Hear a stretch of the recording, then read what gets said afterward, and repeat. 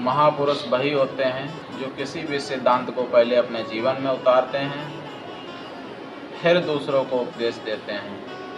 क्योंकि जब अपने आचरण में उतारते हैं उस सिद्धांत को, तब उनकी वाणी प्रखर हो जाती है, उनकी वाणी में वह शक्ति आ जाती है कि वो दूसरों को जो भी उपदेश देते हैं जनता उनकी बात मानती है।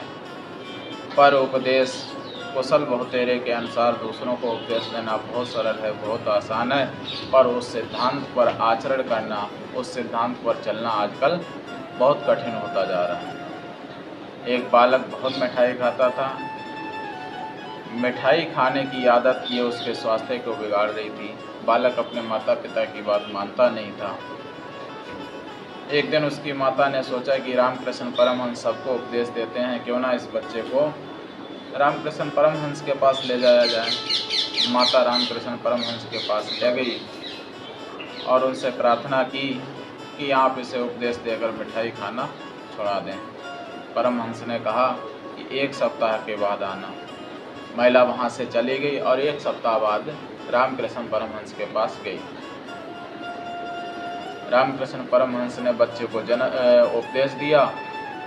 बच्चे ने मिठाई खाना छोड़ दिया। महिला ने पूछा कि आप ये उपदेश उस दिन भी दे सकते थे, 1 सप्ताह विलम्ब लगाने का क्या कारण है? तो परमहंस ने कहा कि तब मैं स्वयं भी मिठाई खाता था। जब बालक को उपदेश देना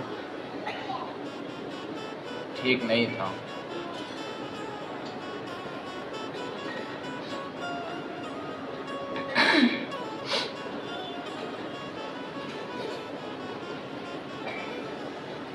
महापुरुष वही होते हैं जो किसी भी सिद्धांत को पहले अपने जीवन में उतारते हैं।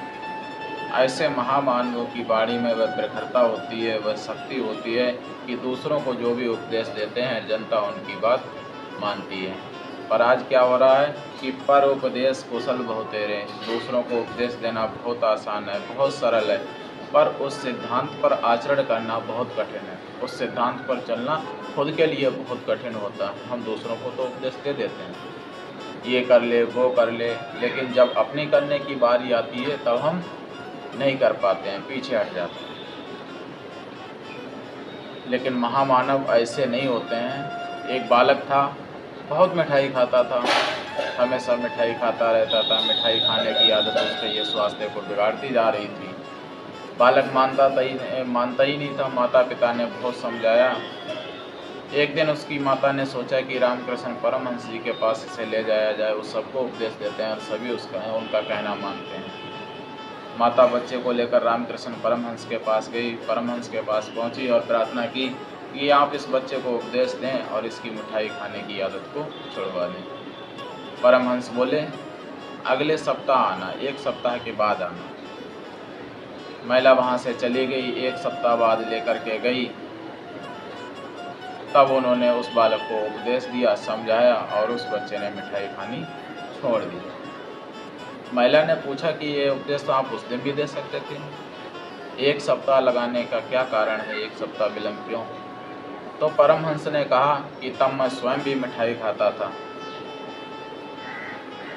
जब बालक को उपदेश देना आवश्यक प्रतीत हुआ तो पहले मैंने स्वयं मिठाई छोड़ी, तब बालक को कहा।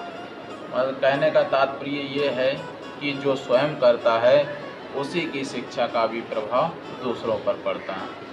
आजकल दहेज प्रथा, बाल विवाह, नसबंदी पर भाषण तो बहुत देते हैं, बहुत दिया जा रहा है। कोई ना कोई निरंतर इन चीज़ों पर उपदेश देता ही रहता है। पर जब अपने पुत्र के विवाह की बात आती है तो कहते हैं, क्या करें गुरुजी, हम तो दहेज लेना ही नहीं चाहते थे। पर लड़के की दादी है और नानी है कि मानती नहीं, कहती हैं एक ही नाती है, क्या करें।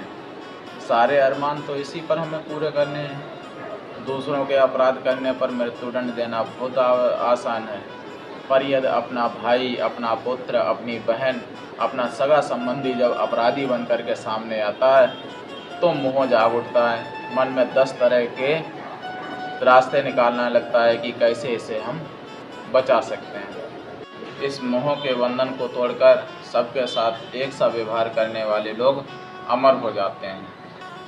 उनकी कथाएं युगों युगों तक गाई जाती हैं। महारानी अहिल्याबाई अपनी न्याय निष्ठा के लिए बहुत प्रसिद्ध थीं, किंतु उनका पुत्र बहुत उद्दंड था, बहुत क्रोधी था। एक दिन क्रोध में आकर के उसने एक नागरिक की हत्या कर दी, तो नागरिकों ने रानी के पास उसके विरुद्ध फरियाद की। रानी ने सभी मोह माया के बंधन को तोड़ करके पुत्र को मृत्यु दंड दिया और हाथी के पैरों तले पुत्र को कुचलवा दिया। ऐसे उदाहरण गिनने योग्य ही मिलते हैं, किंतु ऐसे महामानव दूसरों के लिए प्रेरणा स्रोत बनकर अमर हो जाते हैं।